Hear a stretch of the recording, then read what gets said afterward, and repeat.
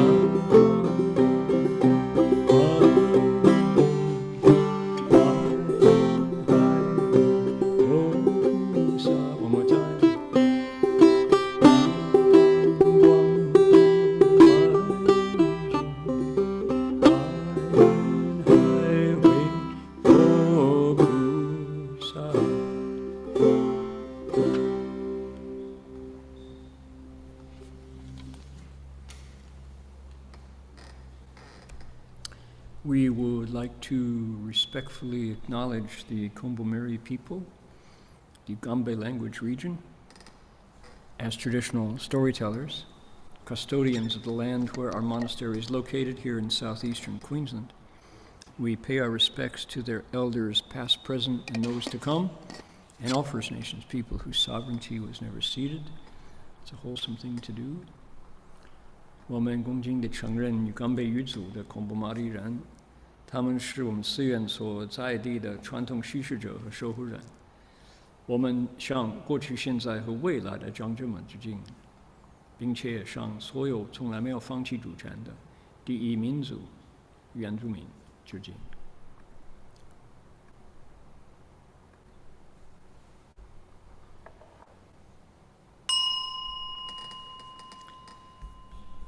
Bells sound wide, resounds throughout 100 million worlds. The Buddha's law is heard and spread all throughout the triple world. The wondrous sounds that everywhere fill the Dharma realm with peace. May those who hear it gain the strength to follow in faith the Buddha's path. Now, if this were China, in between the English and the Chinese, we would go like this.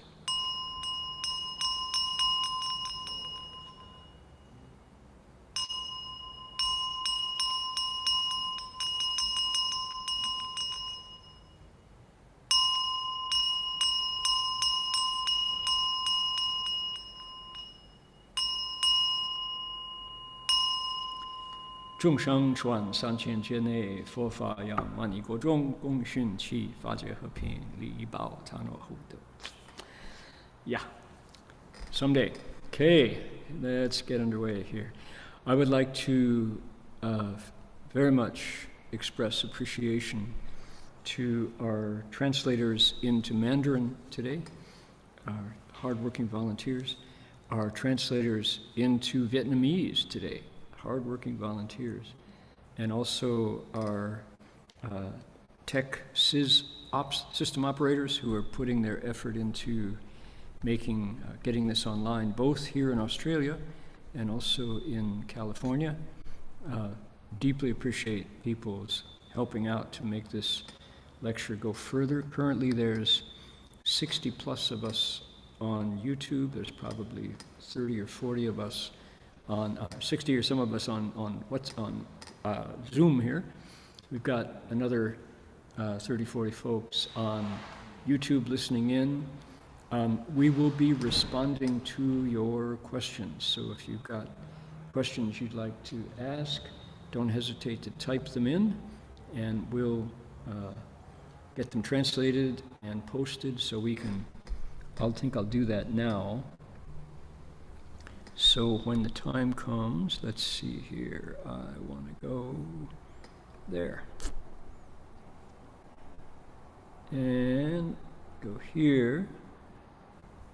And go here. Okay. That's preloaded now. That will pop up when it's time. Those of you who appreciate my desktops.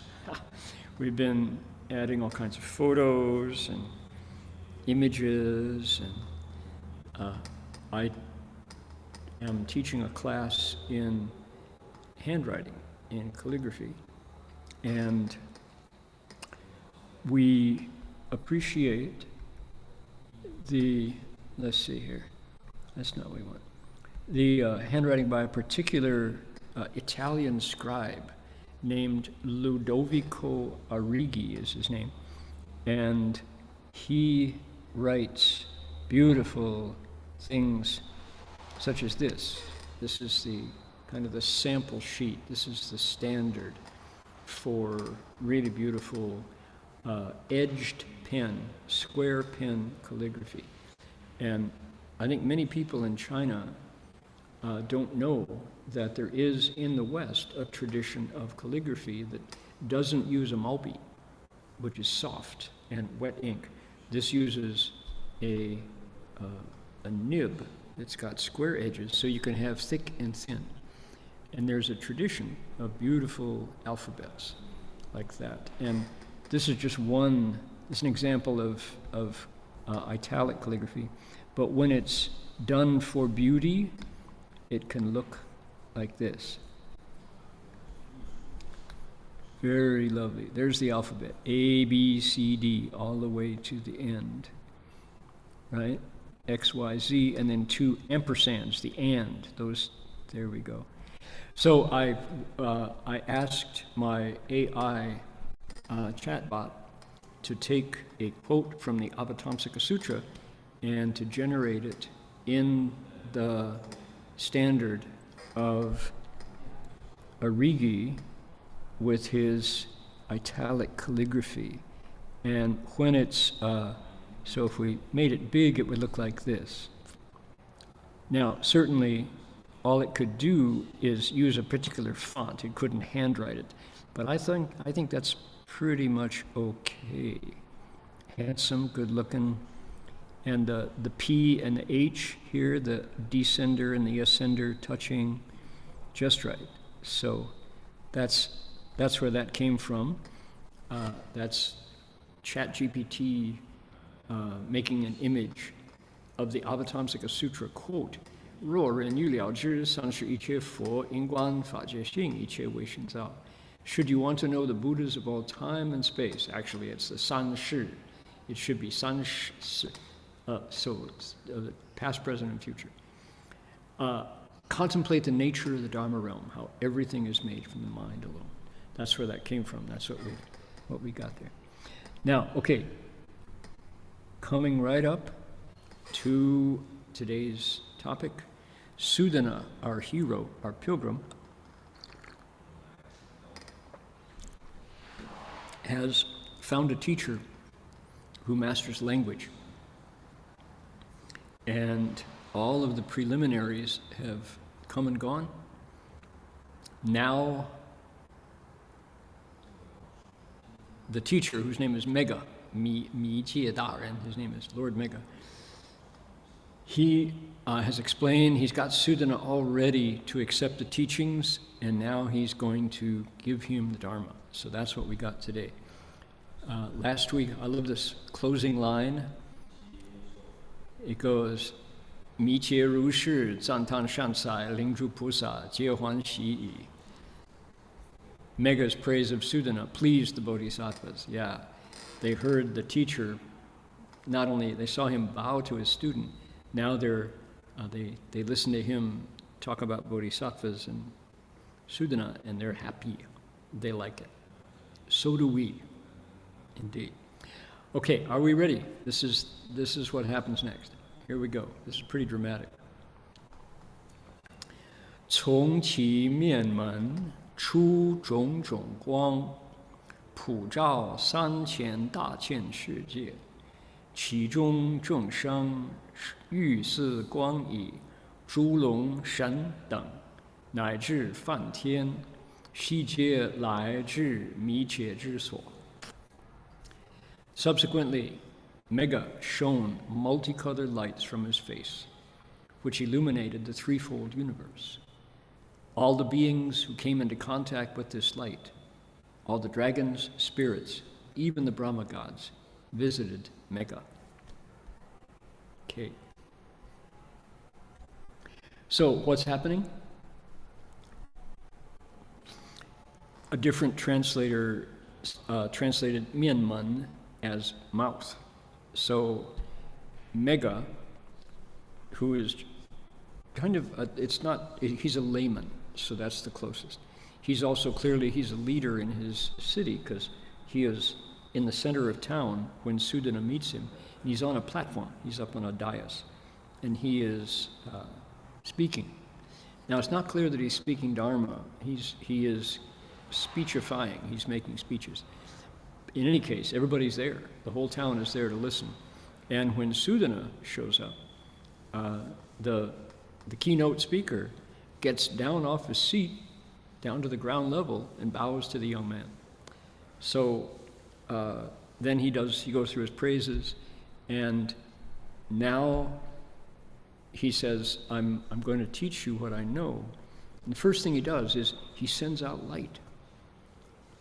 That's, it's like, yeah, that's what he does. If this was a Walt Disney film, you would see miraculous lights. The way Disney films begin with the light from Tinkerbell circling the magic castle, Disney movies begin that way. And then fireworks go up, pop, pop, pop, pop, pop, pop, pop, like that. So that's a kind of, you have a sense of that. But it comes from his body. Who does this? Buddhas do this. In fact, as this chapter began, chapter 39, the Buddha sent out light from his head in this case. And the light goes to the people who are able to receive this. In this case, who gets it? It specifies dragons and spirits. But who else? Just be specific here. All the beings, dragons, spirits, and Brahma gods. So this is just one of the teachers. He's one of 53 teachers of Sudana, but he's capable of sending out lights that all kinds of beings are able to receive it. And when they see that light come out, it's a communication. It's not just like if you turn your flashlight on, here in Australia they're called torches. If you turn on your torch, your flashlight, there's no information except the light. You just see things. The darkness goes away and the light shines. In the case of Megha, there's information there. It's a broadcast. And what it says is, I'm about to speak Dharma. Come here and you can hear it. It's an invitation to come and learn from a teacher who really knows stuff. Interestingly, spiritual beings, Long Shen, get it, and even Brahma gods. So it doesn't mention great bodhisattvas. It's specifically beings in his world system. But they all come, because why? He's going to teach what is called the Mi Zong Fa. He's speaking esoteric Dharma, secret school, we call it, Mi Zong. And what's included here is, this is, how much Dharma have you learned? Right now we've got 60 plus folks, 70 folks here on Zoom. How much Dharma have you learned? Are you aware of all that's available? I'm assuming that you wouldn't be here at my lecture if you weren't connected somehow to the Mahayana, to the Han Chuan Fojiao, mostly. But in Tibet, they talk about the students of Lama Zopa Rinpoche say, we are the Tibetan Mahayana. And from the Mahayana point of view, from the Chinese point of view, if you're Tibetan, you are Mi Zong. So there's an overlap here. Secret school, esoteric school, also known as what? Mantrayana, mantra vehicle. So who knew that this was also available? Well, when you get to the Chinese tradition, Han Chuan Fojiao, what have we got? Well, most people know Zen. Zen is Japanese for the Chinese word Chan, so most people know Buddhists meditate. Yeah, we do. Buddhists meditate. But if you go to China, if you go to Vietnam, many more Buddhists never meditate. They never cross their legs and sit down in silence. What they do is they pick up their recitation beads. They recite the Buddha's name. Namo Amitabha, Namo Amitabha, Namo Amitabha, Namo Amitabha, right?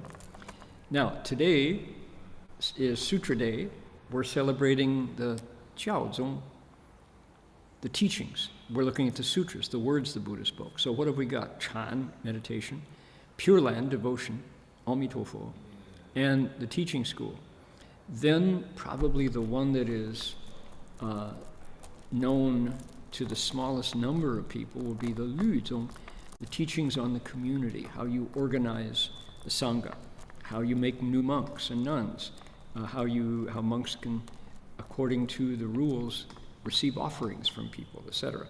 That's the Lüzong, how you organize the community. Now there's one left. So we got the Chanzong, we got the Jingduzong, Pure Land, Chan, Dhyana is meditation, devotion.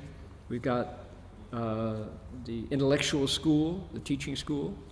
We've got the community organization, but there's one more, and that's mantras, or secrets, also known as esoteric. And our teacher, Master Xuanhua, was one who carried that school very strongly.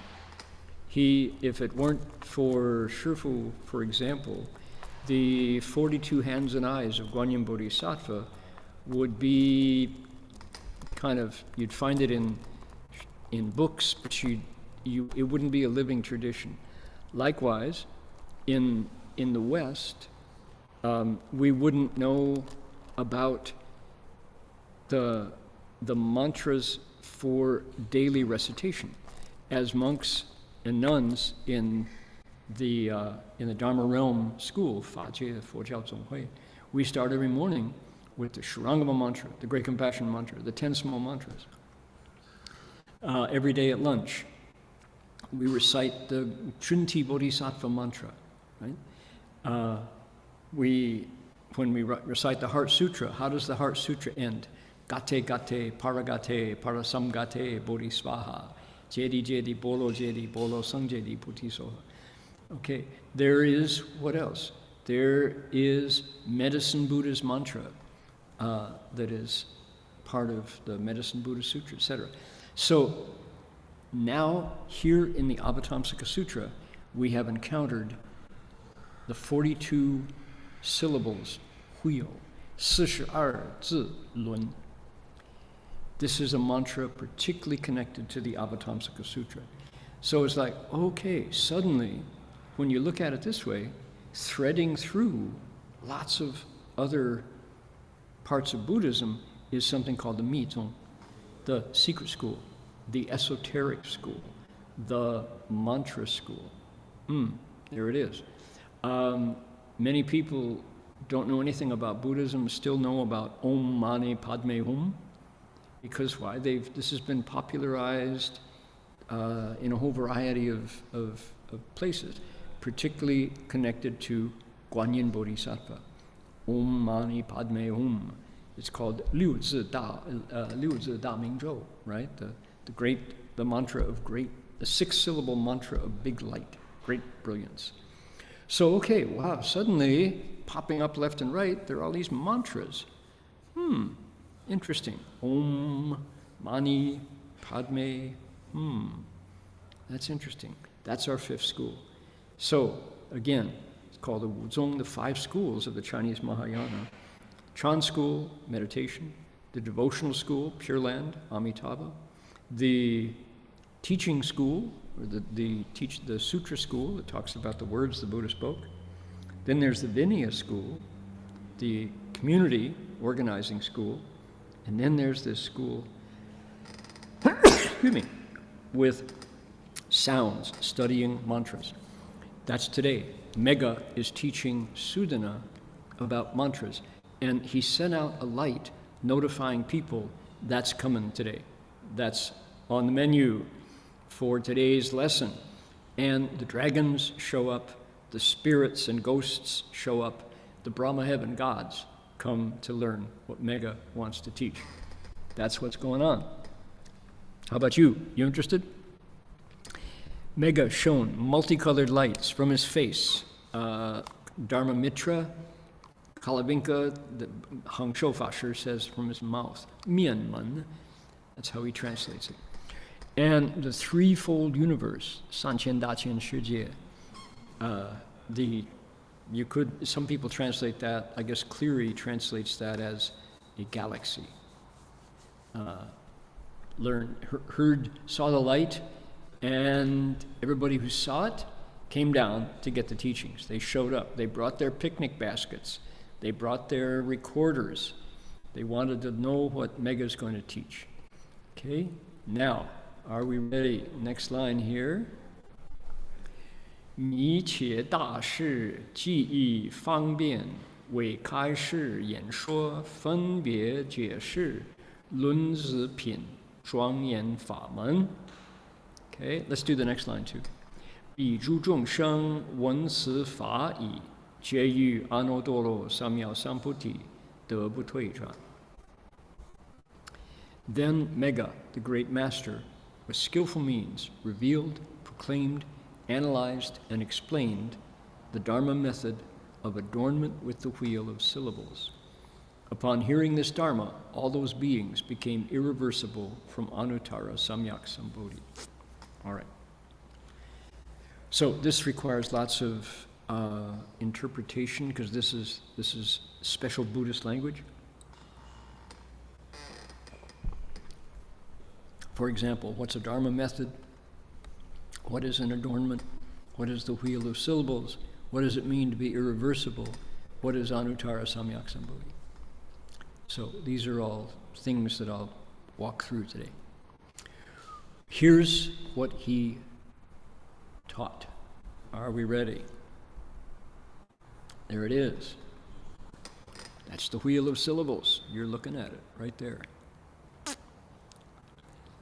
It's got a Manjushri mantra seed. This is called a bija, zhongzi, in the center that represents a sound and also a visualization of the sound.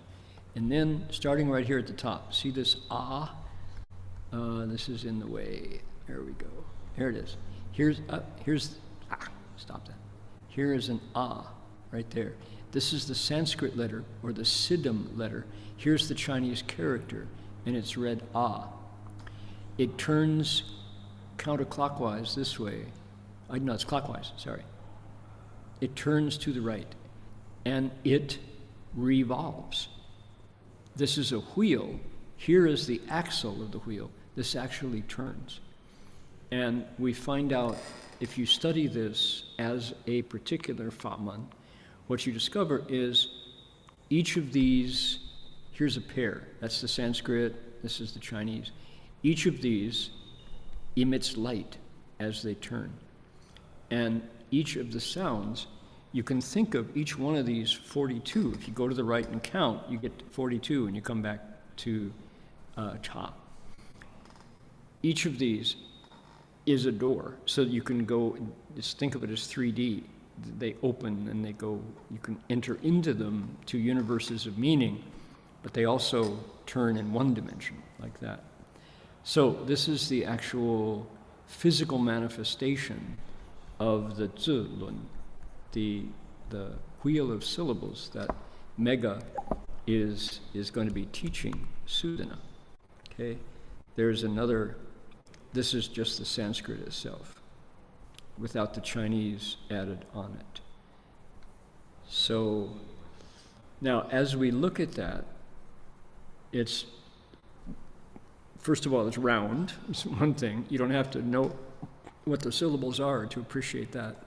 There's a hub, an axle in the center, and it rotates. It actually moves. Okay. What else? Let's go through what Megha said. So everybody showed up. The lights came out. He's shown his lights around. The gods, the dragons, Tianlong Babu, they all showed up. And Megha started to teach. Look what he did.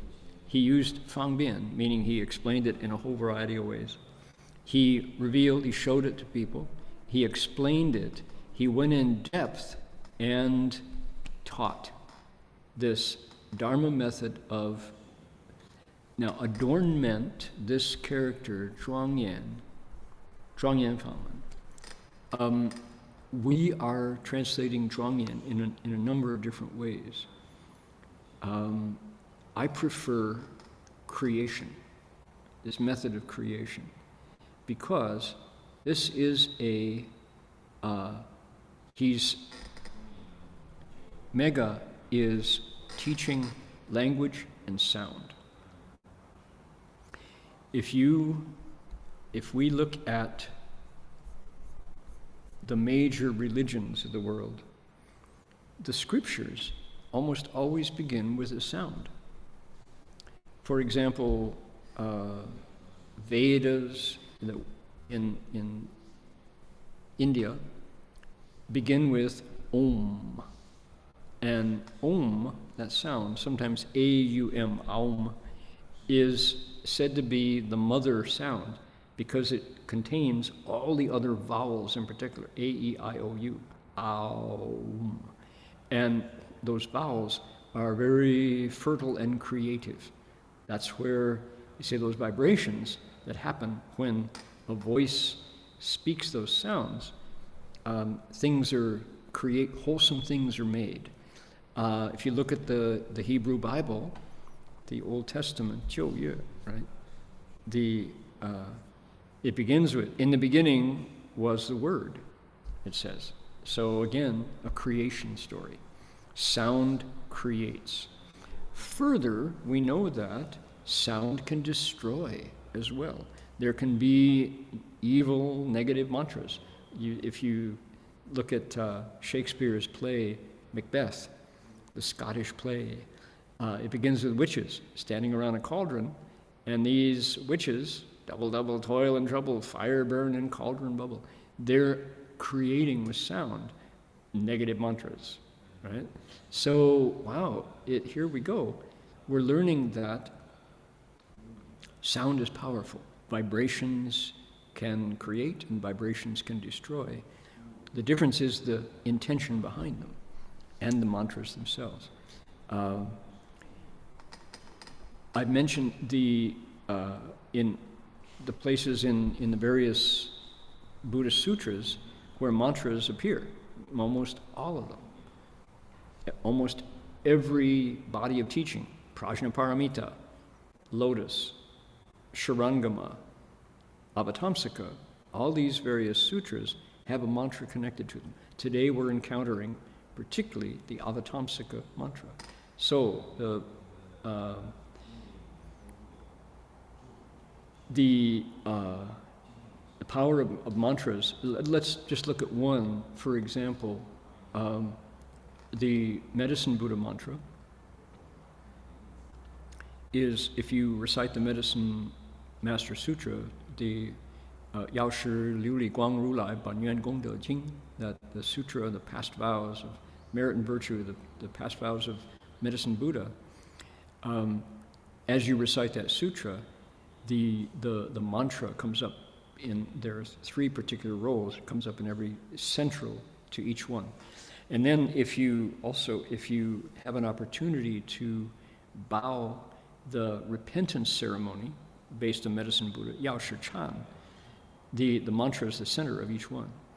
And so clearly, we said there are 5 schools, the Mi Zong part, the mantra, the sound, the powerful sounds of the mantra have a lot to do with the practices of the Mahayana. That's interesting. Now, I started out in Buddhism as a meditator. I was interested in Zen, Japanese Zen, because that was what I encountered first. I had no idea that this entire body of learning existed. I had no idea. I had to get to Gold Mountain Monastery and go through the door of an actual, what do they say, Zheng Fa, the whole Dharma, the complete Dharma of the Mahayana. And then once you touch it, wow, these mantras are everywhere. How interesting. So let's see. I'm going to check here. Junti. Do we have Junti mantras? See if I can find this. Try this one.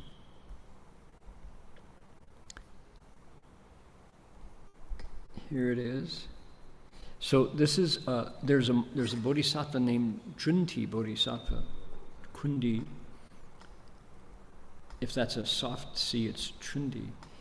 This is a shorter sutra about this particular bodhisattva, and it starts out with, here it is right here, Namaha Saptanam Samyak Sambuddha Kotinam Tadyata Kale Kule Kunde Svaha. What is this? Sadonan Sanmyao Sanputo Jujurnan Dajur Tonan Juli Juli Junti Soha. Every day at lunch, when monks and nuns have finished their meal, in order to say thank you to the donors, we go Sadonan Sanmyao Sanputo Jujurnan Dajur Tonan Juli Juli Junti Soha. There it is right there. This is a mantra that comes from the Junti Dharani Sutra, the mother of 7 generations of Buddhas, 7 kotis, 7 million Buddhas. The mother of Buddhas, Junti Dharani. A dharani is a mantra, is a true words. So there it is right there. So it's, how does it go? It goes...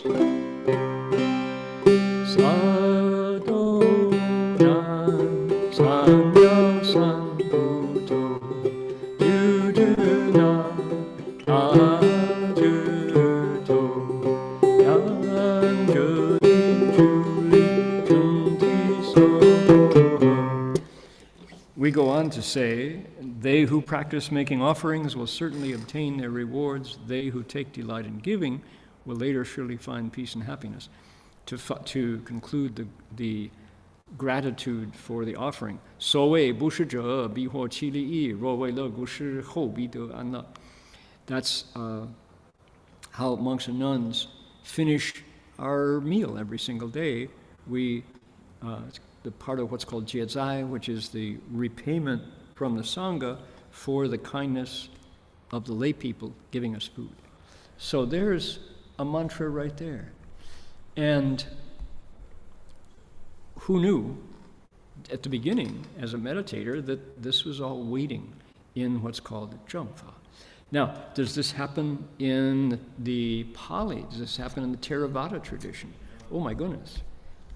Once you touch, if you travel around with the monks of the Thai forest tradition, you encounter parita chanting.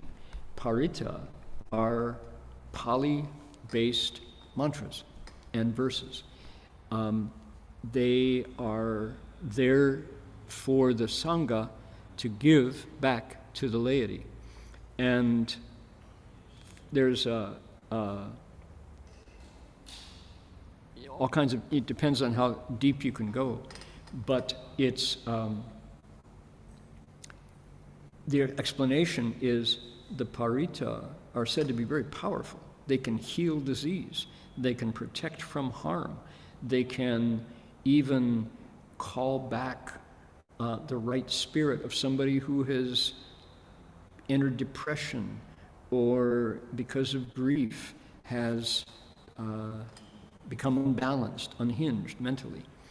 The power of parita, the vibration level of parita are so proper and so balanced between heaven and earth, air, fire, and water, that by having a kind-hearted person chanting them, it can take things that are out of sync, out of balance, and put them back in balance. So how powerful is sound? There it is in Buddhism. Monks and nuns are taught to cultivate proper sounds so that things, wholesome things can happen. All right. Now, the general study of these are called dharanis, toloni. What Megha is doing today to teach Sudana is a piece of the study of dharani, toloni. Dharanis are called to be, they're said to be zong chi, translated as zong chi, zong yi che fa han wu liang yi. They gather together all wholesome dharmas, and they contain limitless meanings. But it comes back to sounds, proper sounds.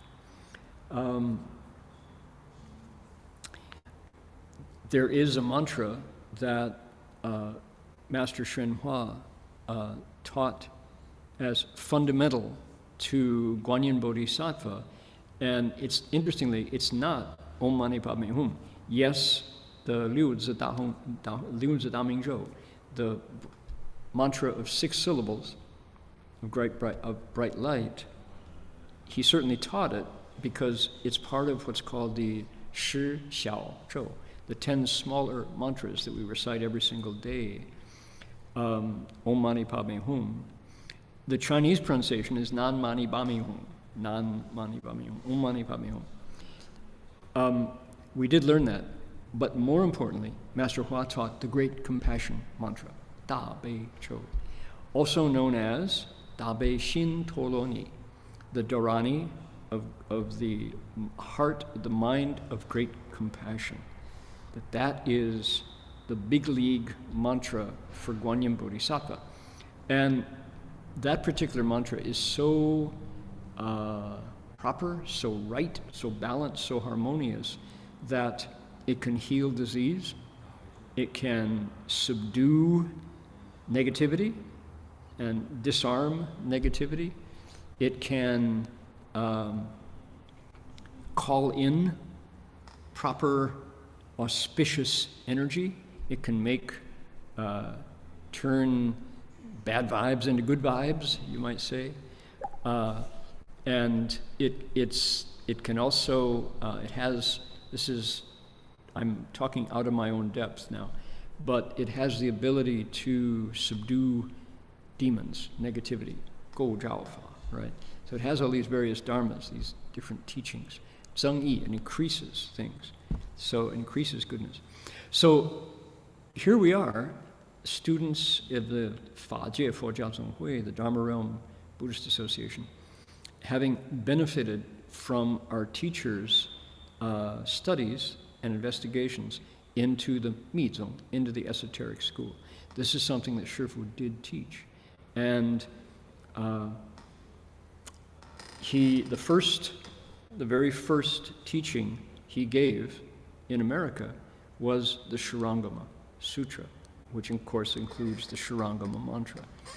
And the Shurangama mantra is they say the king of all mantras, because it's long, for one. If you recite it at a steady pace, it takes anywhere from 12 to 15 minutes to recite it. Here at Gold Coast Dharma Realm, we are in Shurangama Monastery, Lengyan Shengsi, where GCDR has a proper name, which is the Lengyan Si, Shurangama Monastery.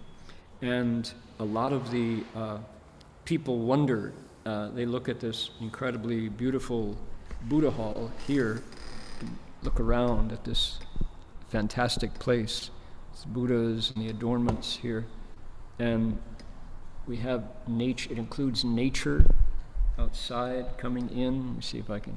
You see the gardens here outside, just beautiful. This incredible monastery. People say, how did it happen so quickly, so smoothly? And it's because Dharma Master Heng Chi, Dharma Master Jin Fu, and the other nuns who led it encouraged everybody to recite the Shurangama mantra as many times as possible and keep track. And worldwide, they led a movement to recite the Shurangama and the Great Compassion mantra. So the power of that mantra was central to the blessings that led to this spectacular monastery here in the hinterland of the Gold Coast. So this is some of the surprising qualities of what's known as the Mizong, the esoteric school. Now, let's dig in. That's the Shurangama. What about Megha? What is he teaching Sudana? I'll put that aside. Save you. There we go. Close you. Here we go. So I looked at Master Chengquan's commentary to this section, to Megha's 42 wheels, and 42 syllables. And later on, Sudana meets another teacher, skillful in all the arts, that's the name of the teacher, who specifically teaches all 42 letters. Megha does not. Megha, he points to it, he recites it, then he moves on. So I wanted to just pick out a little bit about it. Scrolling on here, let's see. Here we are. Hang on here.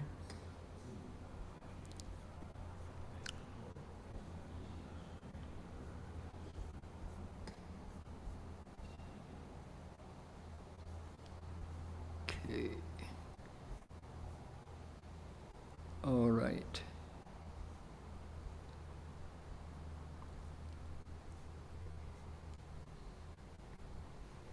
Hold on here. Oh, let's see. I'm in the wrong page. There we go. So let's look at the 42 here.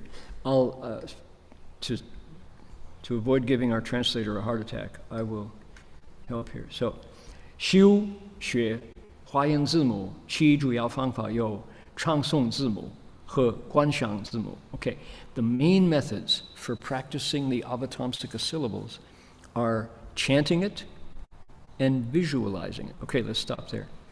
This is Master Chengguan's commentary. So after, then the next thing that happens is we learn the 42. Here they are, starting with A, Do, Bo, Do, Na, right? Rapachana. He says here, the syllables, the 42, fall into three types. There are single syllables, there are compound syllables, and triplet syllables. That's to say, 以上的字母有一和、二和、三和. Among the 42, some of the sounds are a, ra, pa, cha, not like that. Some are doubles, jizol. Some are three. I can't pronounce the Chinese version of the Sanskrit. Toloni. Some of the, so, 一和共有33个. So there are 33 singles. 二和有8. There are 8 doubles. And there's only one that is 3 sounds together. Okay? The recitation part of the 42 characters is what's called, what we know as the Avatamsaka alphabet. And it's done together with reciting the Avatamsaka Sutra, our very sutra that we're explaining. So there is a traditional method. If you say, 我们要诵华严经, we're going to recite the Avatamsaka Sutra, then within 21 days, you're going to recite all 80 chapters. It's a long, long sutra. It, starting from so in the collective recitation, after completing each scroll, there are 80, you recite 3 of the syllables. Reciting the Avatamsaka alphabet is a long, very ornate process. And I don't know how to do it. I've never learned the melody, and our monk Qinfan Shi recites the Avatamsaka alphabet almost every day online. So there are people who do it. Master Hua didn't teach me this, but he taught it to other monks in our community. So you recite 3 syllables after every scroll, and you get through, by the 14th scroll, all 42 have been chanted. When you get to the 15th on, you start again with 3 syllable groups. So this is the method of what's called the nian song approach to the zi lun, the wheel of syllables. Now, there is the second one, he said, is called the guanxiang zimu, the visualizing. And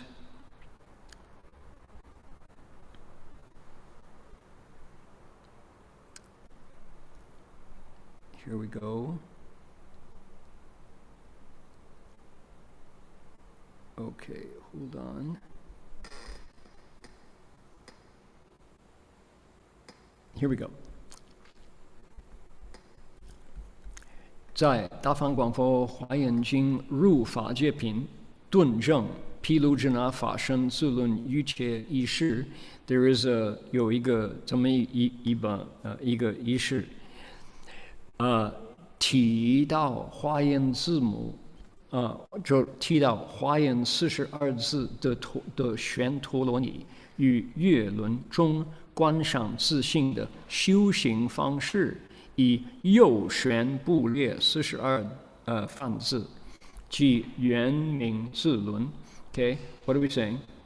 There is a text called the Practice Manual for the Yoga of the Syllable Wheel of Vairochana's Dharmakaya, which appears coming up. It's at the end of Sudana's visit, so we won't get there for a while. It's stated that the 42 syllables of the Avatamsaka form a rotating dharani. So this is the other thing you can do with the 42 syllables, that wheel. You visualize the characters within a moon disk, something round, arranged in a clockwise pattern of 42 Sanskrit syllables, and it forms the luminous syllable wheel with the seed syllable of Vairochana Buddha at the center, signifying the accomplishment of all Buddhas. Okay, 就说另外, I'll take over this part for the translator. 就说有另外一个方法，你可以念就华严字母，你可以观想。观想就说42个字像一个轮子，一个月轮，你念它用那个梵文梵字，它就往右旋，它就转这样子，并进一步悟入般若波罗蜜42字门的观想方法，即是宣陀罗尼。Okay, so毗卢遮那佛在中间。All right, so that's the second one. Okay, that's what I picked out from Master Chengguan's commentary. Is you can recite the Avatamsaka alphabet, 42 letters, as you recite the Avatamsaka Sutra. You just, every time you get to a certain point, you recite 3 more characters, 42 altogether. There's another entirely different method that takes the 42, takes this, and visualizes. There's no reciting. It's not by sound. It's by contemplation. That you can recite the sounds internally, but the wheel turns. It actually moves. And it's said to release light as it goes. And it comes alive is the way to say it. And of course, this is how do you explain it? You have to do it to experience it. Master Hua, as he, at one point in his 9 years of explaining the Avatamsaka Sutra, just presented this method and said, people are encouraged to try it. And if you have the affinities with this dharani, of course you have to memorize the 42 characters, but it will turn. And over time, it picks up speed, and then it releases light. And each of the 42 have their own special, different meaning. Is that too far out? How do people hear that? Is that like, whoa, yeah, that's pretty amazing. Pretty amazing. And it's a particular Dharma connected to the Avatamsaka Sutra, and Sudana is taught it not only by Megha, but knowledge of all arts. Bodhisattva is going to teach him in the future how to go more deeply into it. So it appears twice out of 52. It's an Avatamsaka teaching. Okay, have I caught people's interest in this particular Dharma? I think it's fascinating myself. Now, what happened? Thank you. Cancel that. As Megha taught this, what happened? We got more special vocabulary here. Those living beings, 闻此法已，皆于阿耨多罗三藐三菩提得不退转. Okay. Upon hearing this Dharma, all those beings became irreversible from Anuttara Samyak Sambodhi. What in the world does that mean? So, Anuttara Samyak Sambodhi is the Buddha's own enlightenment. This is not the enlightenment of Arhats, it's not the enlightenment of Pratyeka Buddhas, it's not the enlightenment of Bodhisattvas, until on the Bodhisattva path, as you're going up through the 52 stages, you get to the 7th of the 10 grounds, and the 10 stages. 十地品的第七、第八地之间. Okay, when you get to the 7th or 8th stage, and it's right in between them, you have to ground yourself in the 7th stage and then get to the 8th stage. At that point, there is a major change in your consciousness, your reality changes, your understanding of right and wrong, your understanding of what's possible, physics, all those things undergo a transformation, and something closes and something opens. The irreversible part, as we talked about it, we explained, sitting in this seat right here in the Gold Coast Dharma realm, a few years ago, we lectured on the 10 stages chapter, Sherdipin, and we got to the 8th stage. And some of the wonderful things that happen to a cultivator who is at this point. He's been through the 1st stage, 2nd, 3rd, 4th, 5th, 6th. And at the 6th stage, wow, the 12 links of conditioned arising started to function for you. You got to the 7th stage and you could see forever. But right at that point, when you get to the 8th stage, they say it's connected to what's called wusheng fa ren, patience when dharmas no longer arise. And the traditional description of it was always that you see that in the universe there is not any dharmas created and there's no dharmas destroyed, and you can be patient with that. 你可以观想，没有一个法可生，没有一个法可灭，而能人可于心. They say, 无生法忍. There are 3 kinds of patience. There's patience with dharmas, there's patience with creation, and there's patience when dharmas no longer arise. Most individuals, when they get to this point, freak out. They say, can't bear it. You cannot bear it. You can't be patient with it because your reality is totally upside down suddenly. Everything that was normal, black and white, up and down, day and night, yin and yang, all undergo a change. And you have to be patient at that point and continue to cultivate. How does it happen? The Avatamsaka Sutra goes into real detail, and it's amazing. At the 8th stage, it says the Buddhas show up to the Bodhisattva who is at this point. The Buddhas come to the cultivator at this point and say to him or her, they say, do not panic. Don't get disturbed. Continue to cultivate. Don't forget your fundamental vows. Living beings have not been liberated. They're still suffering like mad. They're waiting for you to get through this and save them. Don't forget compassion. Continue to cultivate because you're not a Buddha yet. This is a crisis meaning opportunity. This is a challenge to you. It's a test. Keep going, they say. And they give analogies for it.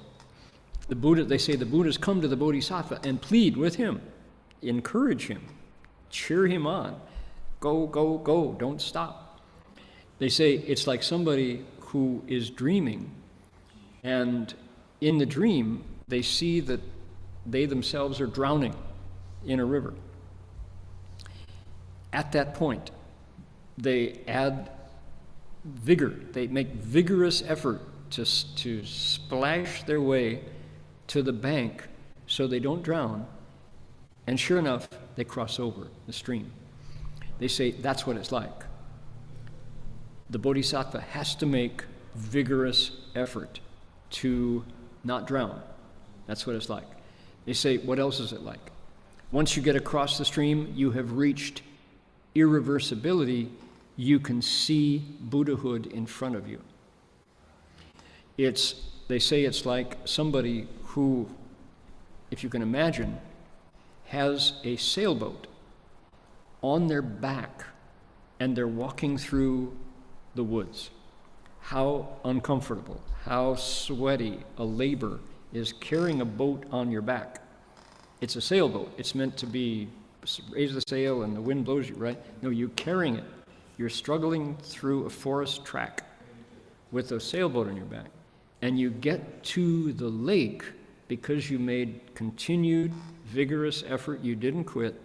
You set the boat down, flip it over at the shore, raise the sail, and the wind goes across the lake. You go effortlessly, smoothly, sweaty because you've been schlepping through the woods, but now you're on wind power. You have reached irreversibility. You no longer retreat. Nian bu tui, wei bu tui, heng bu tui, right? You don't retreat in mindfulness. You don't retreat in position. You don't retreat in practices. And up to this time, from the very first time you made the Bodhi resolve, up to that end of the seventh stage, they say it's a lot like 2 steps forward, 1 step back. 2 steps forward, 1 step back. It's very easy to get discouraged by all the challenges of teaching living beings until that time. But from this time on, you never forget your goal. You can see Buddhahood ahead of you. They say that's what it's like.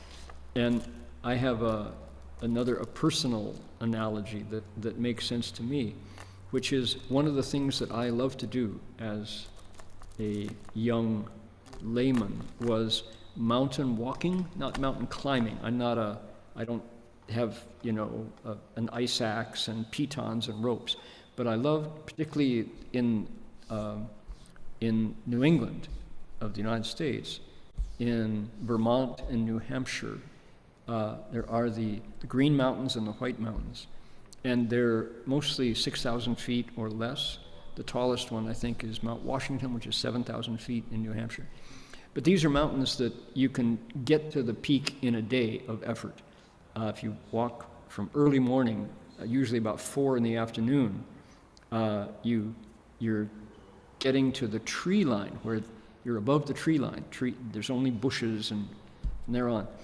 And until, if it's a day-long hike to the peak of a 6,000-foot mountain, you are in the trees for the from like 8 a.m. when you start, all the way till about 3 p.m.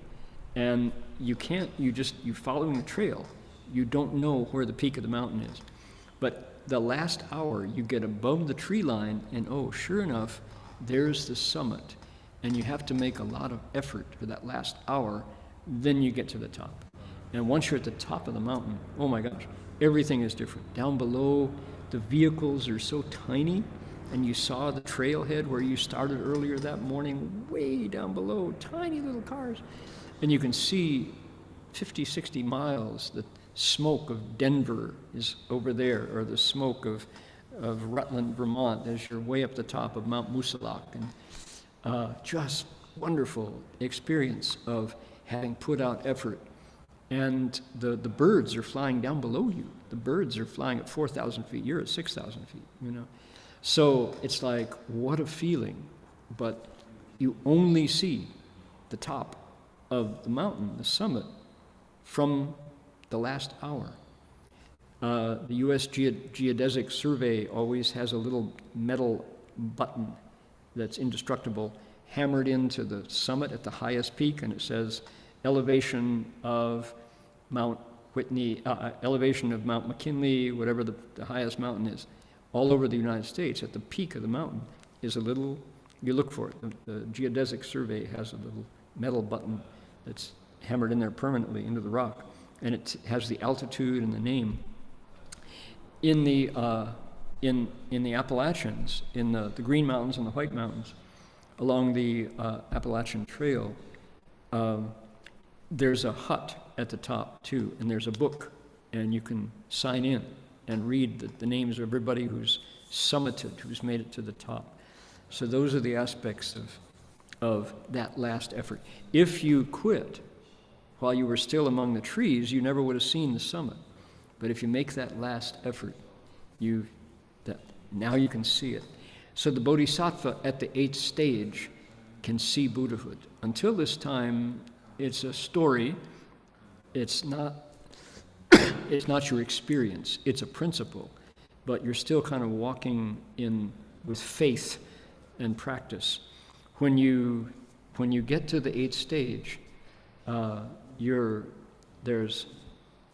there's xin, there's jie, there's xing, and there's zheng. There's faith, there's practice, there's understanding, there's practice, and now there's realization. So that's what it means to be irreversible from wushang, wushang zhengdang zhengjie, unsurpassed, right and equal, proper enlightenment. That's anuttara samyak sambodhi. So what happens next? We'll do one more line here. Mi qie yu shi huan sheng ben suo gao shan sai yan. At that time, Megha returned and ascended his seat and said to Sudana, he says, what? Shan nan zi wo yi huo de miao yin tuo lo ni. Good man, I have attained the wondrous sound dharani. Okay, now we know a little bit about what dharani are. The wondrous sound dharani. How about that? Okay, so we've covered a lot today, looking at the Zilun, and we talked about mantras, we talked about dharanis, we talked about the secret school and how prevalent it is. Once you step into the Mahayana, you discover, wow, so many sutras have mantras connected to them. Dharanis, mantras, toloni, zhou, zhenyan, 3 different words, true words, dharanis, and mantras, essentially for the same thing.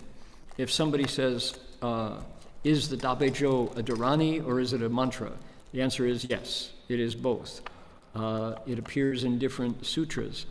There's a Toloni Jing, the Dharani Sutra, where the Dabejō, the Great Compassion Mantra, is called a dharani. But we all know it as the Dabejō. It's the Great Compassion Mantra. So there are specific differences, but they work together. And it's, whichever door you want, whichever name you want to use to enter in, that works as well. Okay, from this point on, I'm going to tease everybody and say we'll come back to Megha next week with more knowledge of the Avatamsaka alphabet and the wheel of syllables. But right now, we're going to switch over to our questions. Could I read somewhat slowly the syllables of the wheel phonetically? Oh, you want me to transmit the Dharma to you, huh? Later. I'm not going to jump ahead in the sutra. Megha didn't do it for Sudana, I won't do it for you. So you have to stick with us. We'll go step by step. We'll get there. It might be a couple years before we get to the teacher of the arts. What do you teach about mixing mantras with non-mindful speech, such as subconscious gossip, musical tunes, etc.? Okay, I've told you before, I've told folks before, that Shifu, when he was teaching what would you call secret school dharmas, he was aware that just the name Mizong is very entrancing, it's very enticing, because, oh, it's a secret, I got a secret. He, in the midst of that, he was very cautious about passing on these teachings, because people are curious, but what's the motive behind wanting to learn? It's the same situation with the whole concept of shantong, of psychic powers. Master Hua explained the Dharani Sutra, and then we translated it and published it, and then he took it off the book list for years. Because why?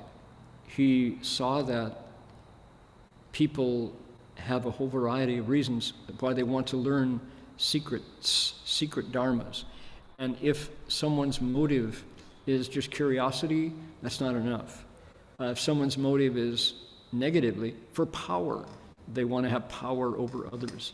Then, of course, you shouldn't have this. You shouldn't hand a loaded gun to a child. They don't know how to use it, and they can do harm with it.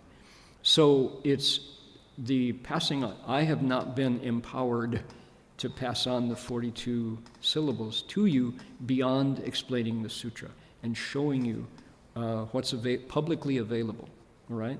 So there's a reason why it's called the secret school, and it's not that it's a secret you can't know, it's that in the teaching of it, it's taught from one to another. It's not a public transmission. What is a public transmission? Namo Ami Tofo. Absolutely. What's a public transmission? Memorize the sutra. What's a public transmission? Learn the Great Compassion Mantra. It's available. We do it every single day.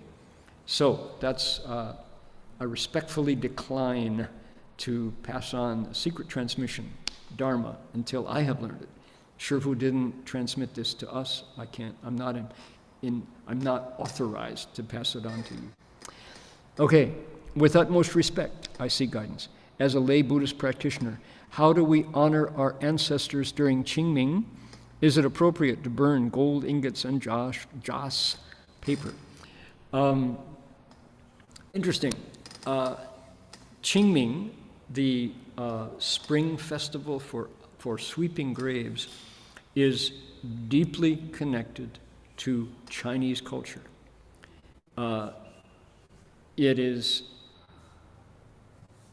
It's been part of Chinese culture for a very long time. And the heart of it is obviously filiality. Think about I'm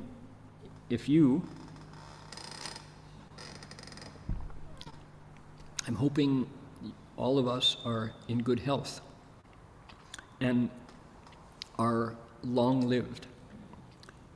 Now, we know that at some point we will not be. At some point we're going to pass away.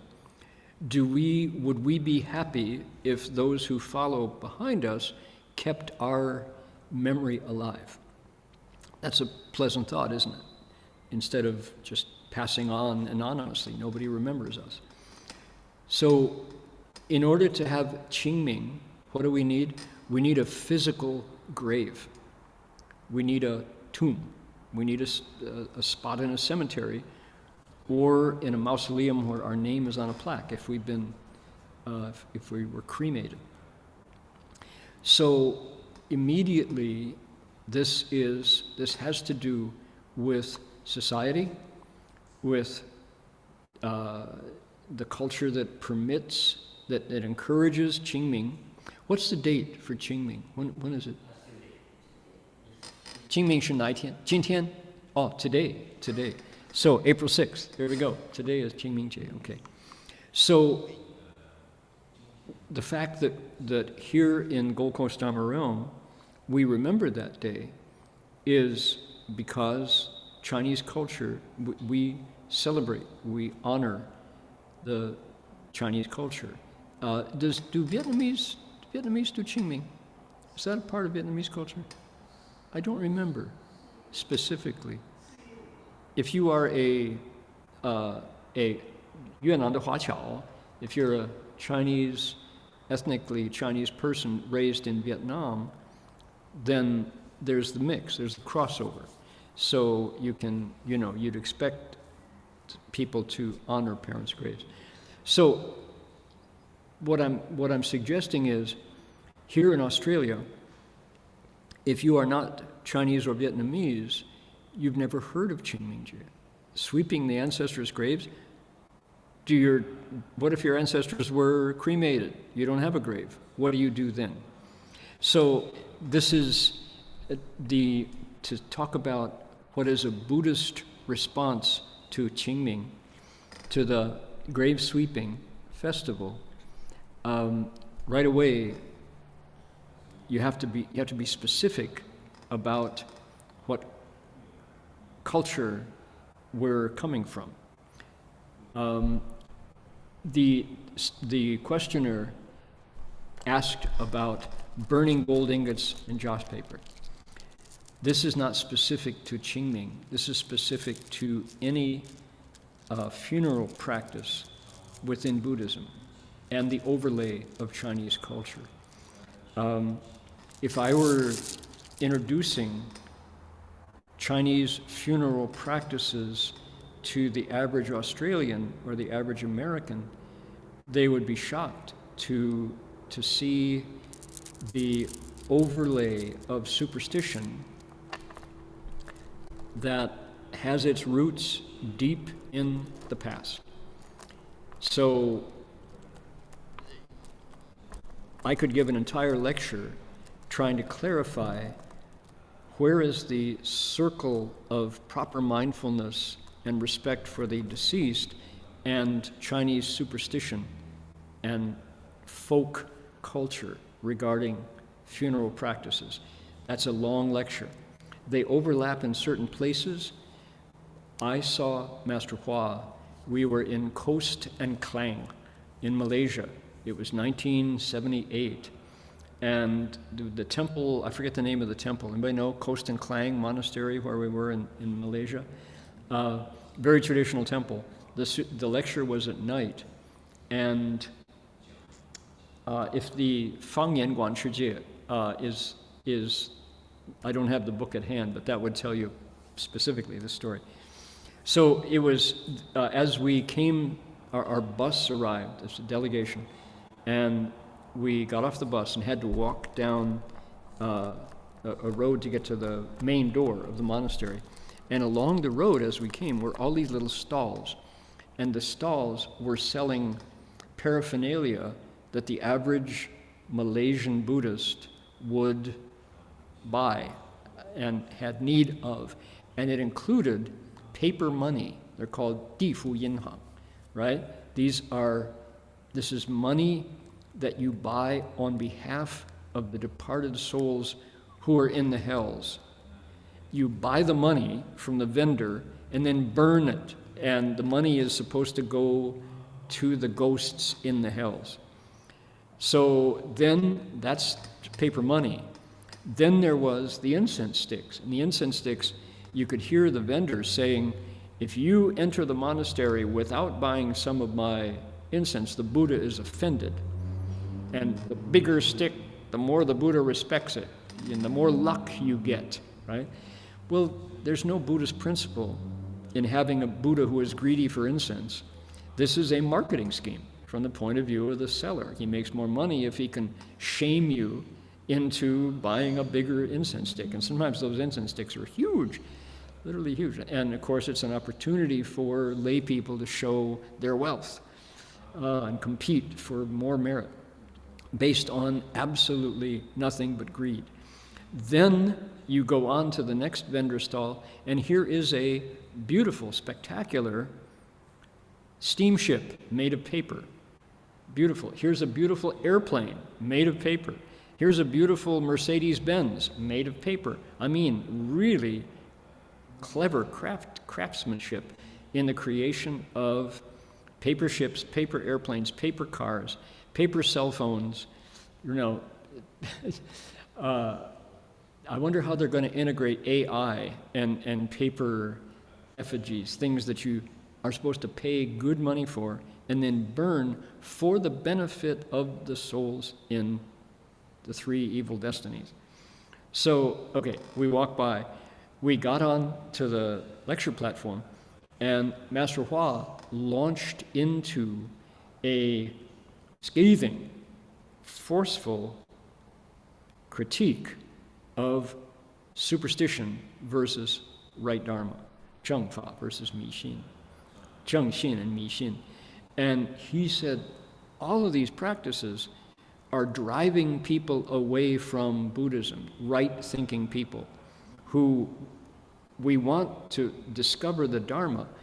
Instead, what we're doing, we think by forcing people to buy these things out of shame for the supposed ancestors in the hells. Shifu said, do you think ghosts in the hells have bodies and somehow they can use a steamship? They can use a Mercedes-Benz made of paper that you then burn? Do they want the ashes? He said, this is absolutely baseless, groundless superstition.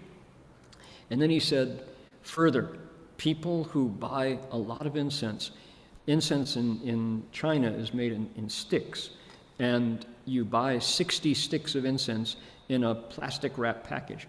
You rip the plastic off, go over to this candle that's burning in front of the hall, and you light all 60 sticks of incense, and then go in front of the Buddha, stick a bunch of, he gets 10, and this image gets 10, and this image.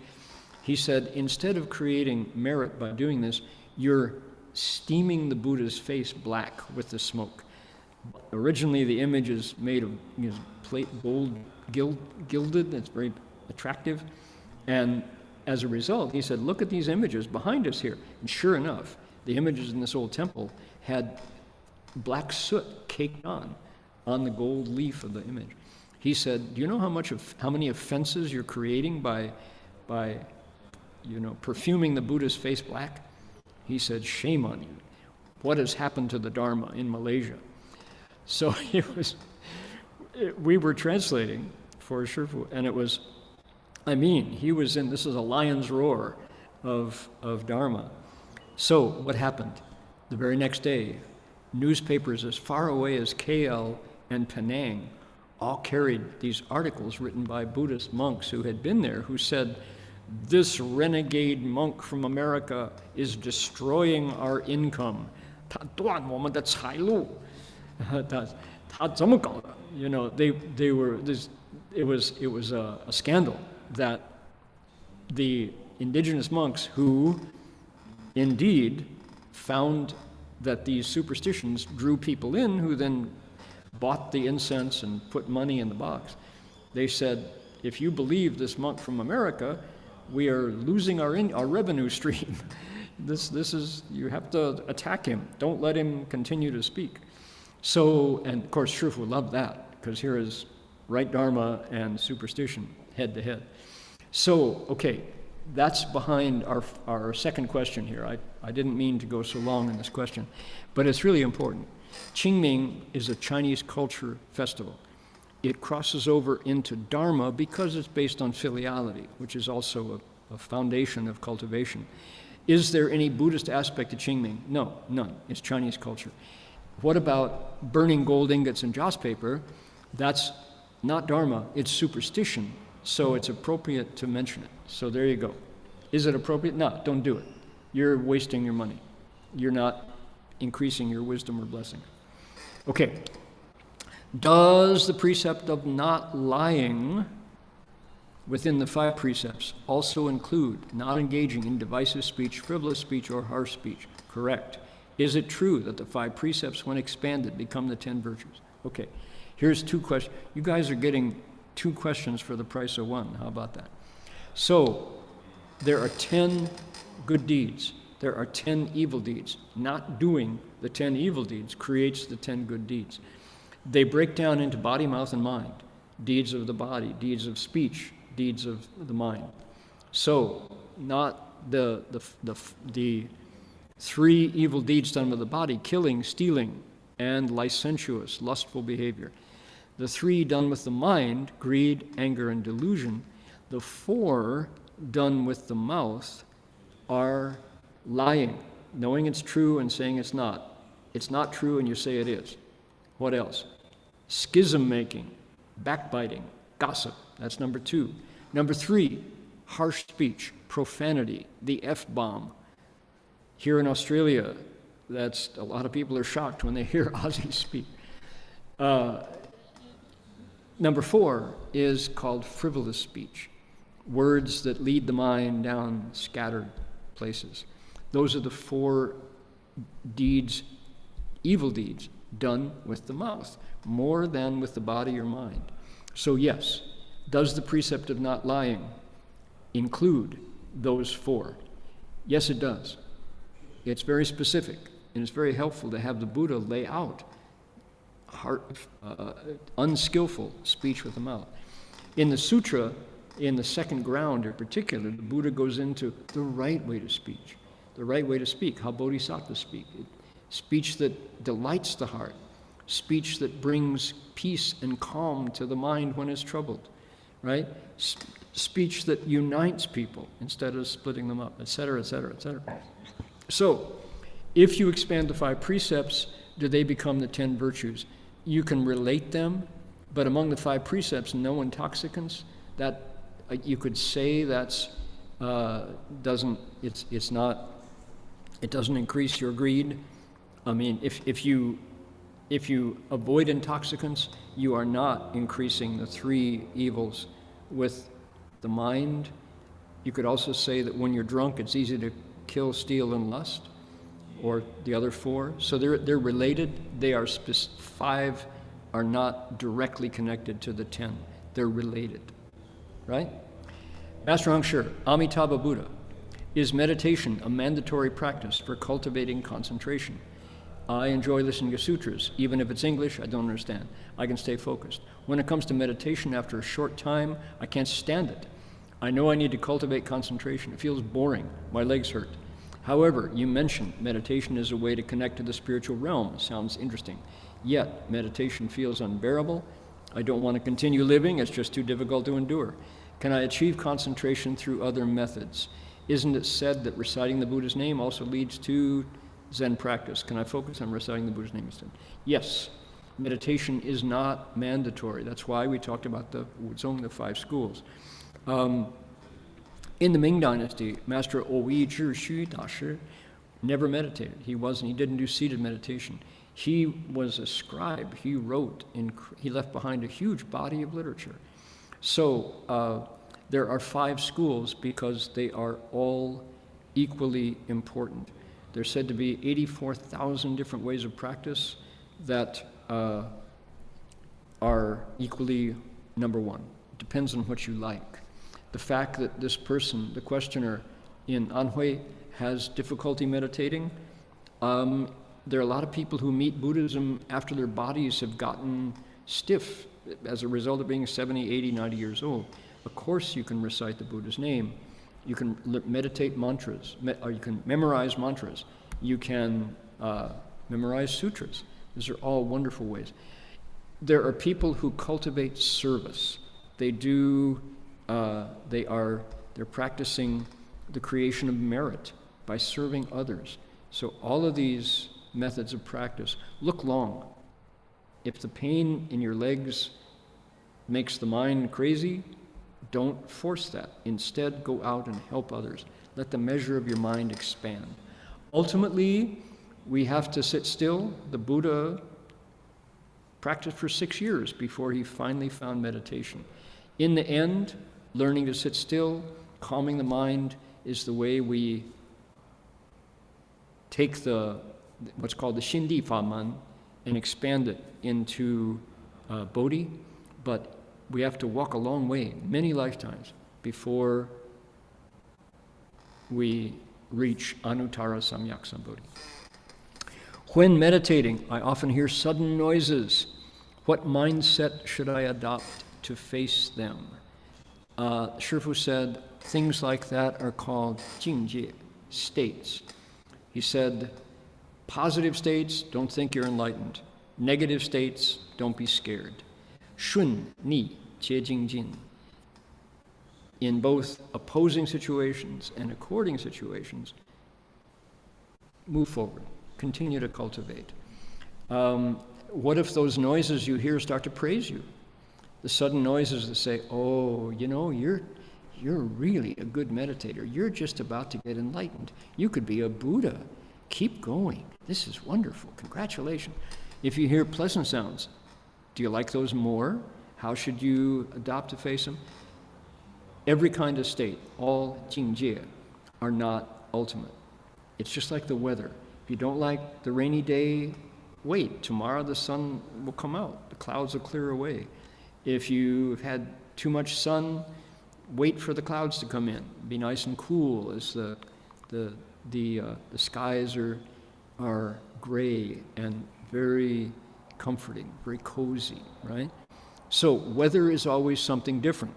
States in meditation are always something different. Look long. How will you be meditating a year from now, 5 years from now? Look ahead. Sudden noises, just a state. Pay no attention. We'll do one more and then we have to go.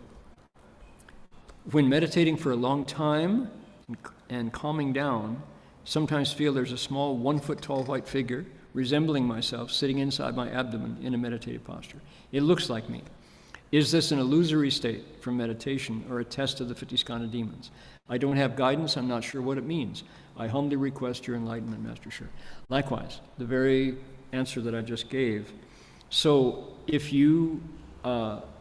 there's a small white figure resembling myself sitting in your abdomen, if you applied what I just said to your situation, what answer would you get? Do you think the Buddha has a small white figure sitting in his abdomen? Possibly, but probably not. Why would you want to attach to that? Don't be afraid of it. Don't think you're enlightened.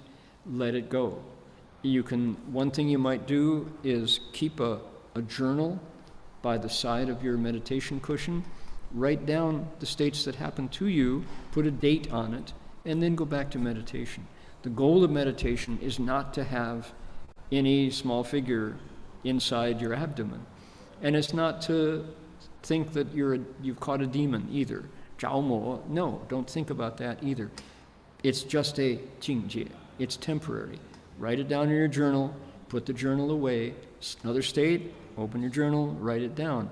Come back a year from now and read what you wrote, and I guarantee you'll laugh. Think, wow, I used to think that was such a big deal. Now I know it's just one more stage.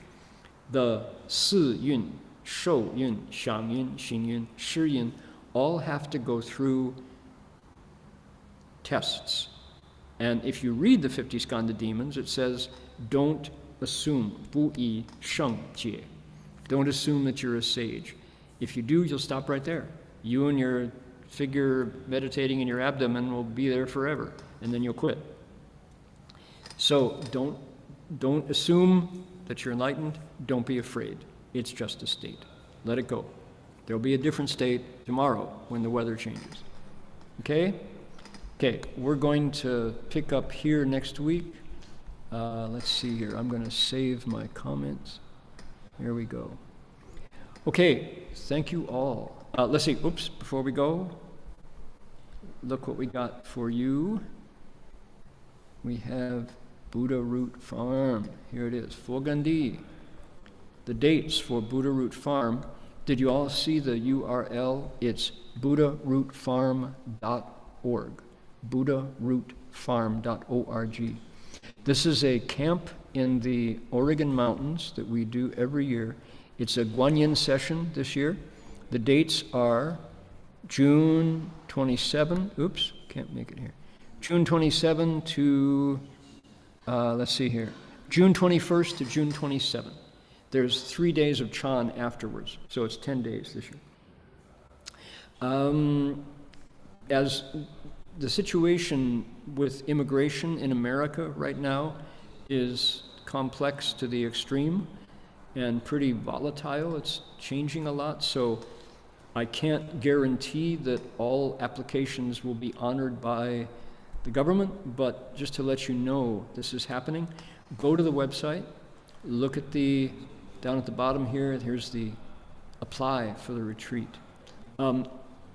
English is helpful at Buddha Root Farm. If you're not able if you're not comfortable in English, you might reconsider and consider stuff at City of 10,000 Buddhas, where Chinese is fine.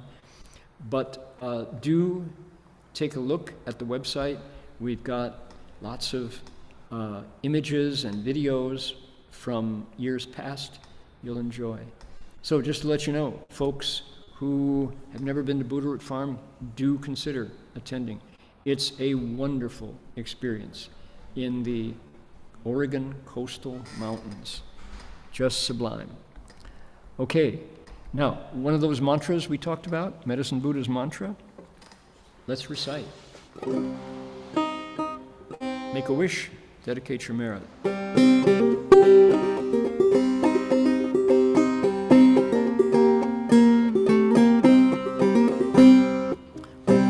Namo Bhagavate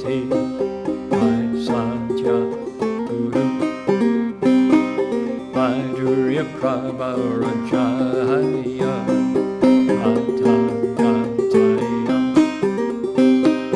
Arahate Samyak Sambuddhaya Ayata Om Vaisaji Vaisaji Vaisaja Sankate Swatai Om Namo Bhagavate Vaisaja Guru Vaidurya Prabharajaya Atagataya Arahate Samyak Sambuddhaya Ayata Om Vaisaji Vaisaji Vaisaja Sankate Swaha. One more time. Om Namo Bhagavate Vaisaja Guru Vaidurya Prabharajaya Atagataya Arahate Samyak Sambuddhaya Ayata Om. Last chance. Vaisaji Vaisaji Vaisaja Sankate Swaha.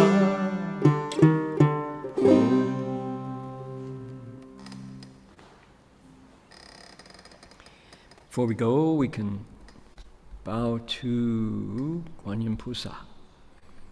And here is Shifu's image right there in front of Guanyin. Here we go.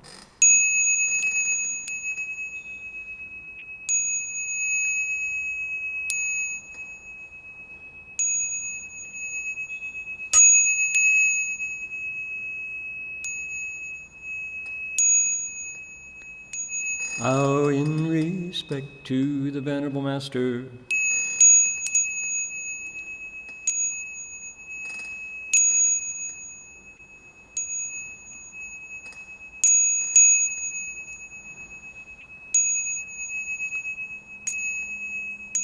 Alrighty, we'll see you all next week. Happy Qingming Jie to everybody. Amitofo. Bye now.